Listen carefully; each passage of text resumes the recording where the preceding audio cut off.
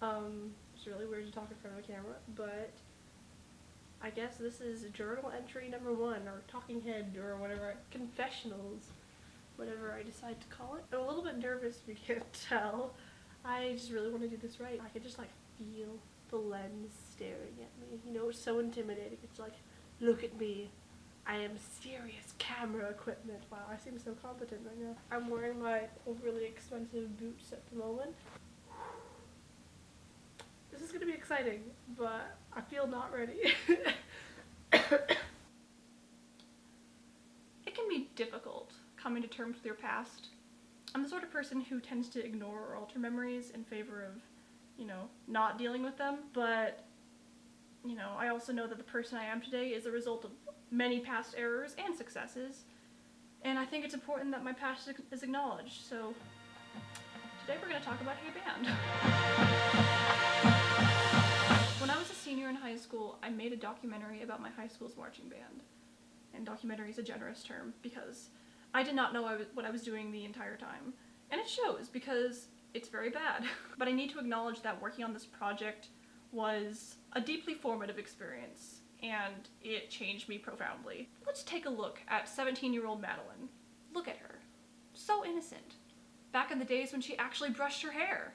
As you can see, her senior pictures feature a wide variety of looks, ranging from virgin sacrifice about to be thrown into a volcano to unambiguously homosexual. So young. She has no idea of the challenges that lie ahead. This documentary made my senior year of high school really difficult. I bit off way more than I could chew because I didn't know what I was doing. I don't even remember parts of the year because I was just so exhausted that there are just gaps in my memory. But this documentary ended up being a good thing because it taught me a lot. It taught me, first of all, that I was capable of making a documentary. It taught me that even when things were really, really hard, I still wanted to make movies. But the biggest thing it taught me was just a whole collection of things not to do. So, without further ado,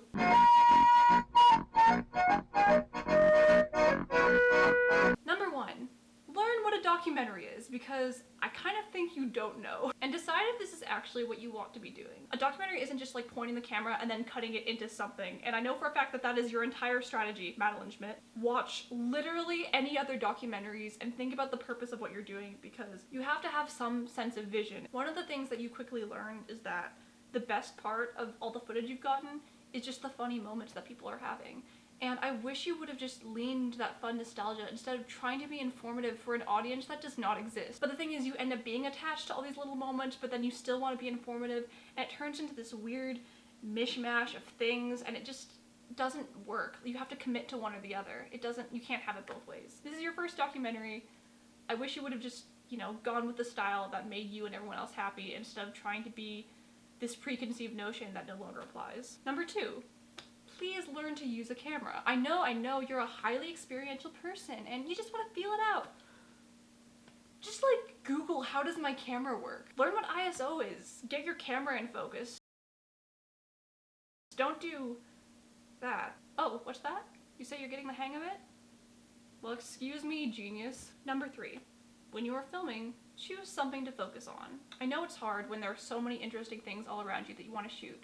But then if you try to film everything all at once, you end up with ugly, unfocused, just wildly out of control footage that nobody's going to want to look at, and it's just not very compelling, and it just doesn't help. Commit to your ideas. Your hesitancy will not only harm you in this area, but in every area of your life from now on. Good luck. Number 4. Log your footage every day. Now, I know you're busy cheating at AP Stats or whatever, but when you spend an entire quarter of your high school experience like shooting videos every single day, and you don't log any of it, then you will find yourself in a few months with 1,700 video clips that you have not looked at or written anything about since you shot them. And then you're gonna have to go through all of them, and it will take you months, and it is the worst thing ever. Number 5. Make a liberal estimate as to how long you think this will take to edit. Okay? Double that. Number 6. Don't carry your non-solid state external hard drive around in your backpack every day. And if you do, be careful with that backpack. Don't throw it on the floor.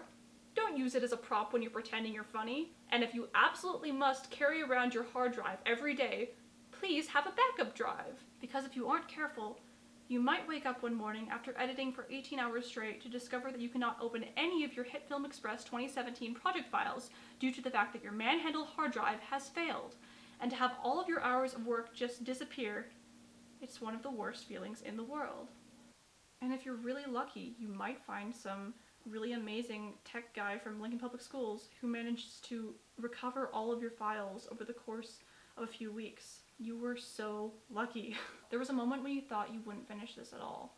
A moment where all of the things that this led to might not have happened. And of course, at this point, you're in this strange place where nothing matters to you except finishing this documentary. You find that if given the choice between graduating high school and finishing this documentary, you would choose finishing the documentary in a heartbeat. And you were just so lucky it worked out, because I don't know what would have happened if it didn't.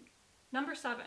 When you're editing this documentary, kill your darlings. I know there are all these like cute fun things you want to include, but just like, pick a lane. Keep what is necessary and interesting and nothing more. It'll be stronger as a whole. And like, this is a theme throughout Hey Band, where there are actually some sequences that kind of work and are interesting, but they're strung together so awkwardly and it's all so disjointed that like it loses a lot of its impact. You don't need to cheapen the good moments with all these like weird little like half-baked ideas that you haven't quite committed to.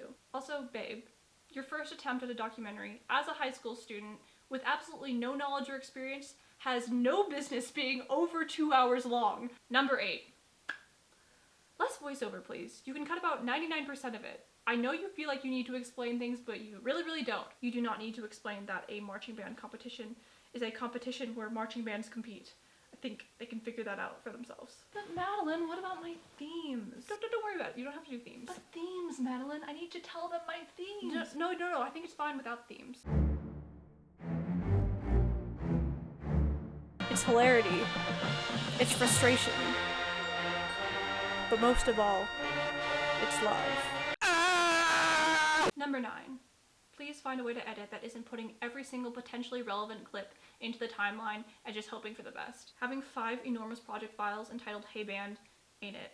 When it takes 10 minutes to open your files, that is a problem. Now, there are hundreds of other little things I could point out, like how important it is to learn how to do sound for your documentary about, music, or the fact that almost the entire documentary is out of focus, and that for some reason every font you chose is so ugly, and that the way you shot the final competition is so stupid and unsatisfying, like, oh my god, this is cool for a few seconds, and then it quickly becomes extremely underwhelming, especially considering people want to actually see the marching band we've been following this entire time. I could tell you so many stories of things that went wrong, but the fact is I did make all those mistakes, and this is the documentary I have. The night of the premiere was a lot. It was at the Joyo Theater, and almost the entire marching band came to see it.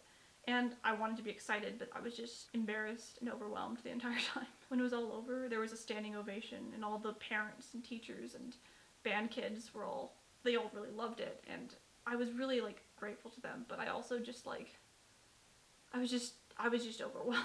Look at her. That is not the face of somebody who is okay. I'd hoped that once everything had calmed down, I would feel relieved, but I really just felt sad. In fact, it took a couple months for me to even, feel like myself again, or feel proud that I had done all of this work, because it was just so draining. My feelings towards this documentary are complicated.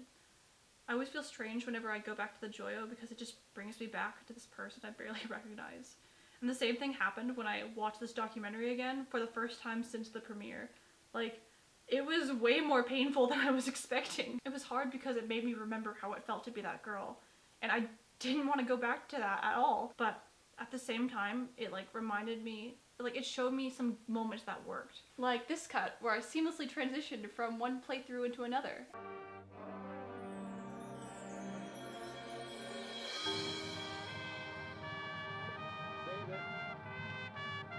And I'm still quite proud of that. Or the funny moments I caught at my friends just being weird.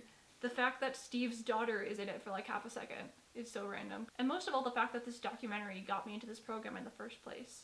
I remember all the pain and frustration and just how awful the whole thing was, but it was worth it for this. Working on this documentary was the first time I thought to myself there's nothing I would rather be doing.